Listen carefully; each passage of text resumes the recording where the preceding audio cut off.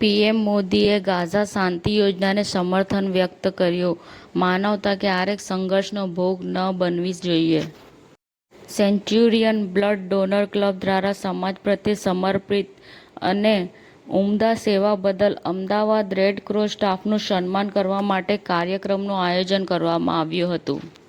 મોહન શેટ્ટીએ સ્પષ્ટપણે કહ્યું અને સ્વીકાર્યું કે તે તેના પિતા સાથે સરખામણી કરવાથી ચીડાઈ જાય છે.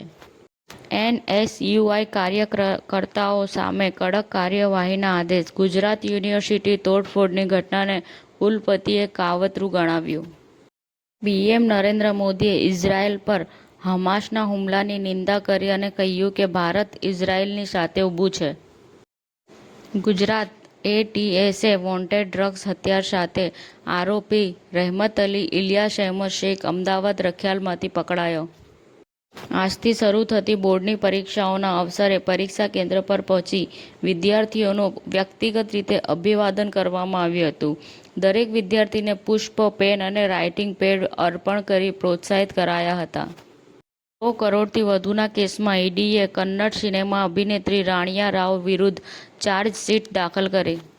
અરવલ્લીમાં પરીક્ષા કેન્દ્રો પર વિદ્યાર્થીઓને મોં મીઠું કરાવીને શુભેચ્છા પાઠવતું વહીવટીતંત્ર અને શિક્ષણવિદો. આઈસીઆઈસીઆઈ પ્રુડેન્શિયલ લાઇફે સ્થિરતા અને લાંબા ગાળાની મૂડી સર્જન ઇચ્છતા ગ્રાહકો માટે dividend leaders 50 index fund launch કર્યું. સમાચાર ટુડે ન્યૂઝ ચેનલની ટીમ અને જે સત્ય છે તે જ બતાવશે.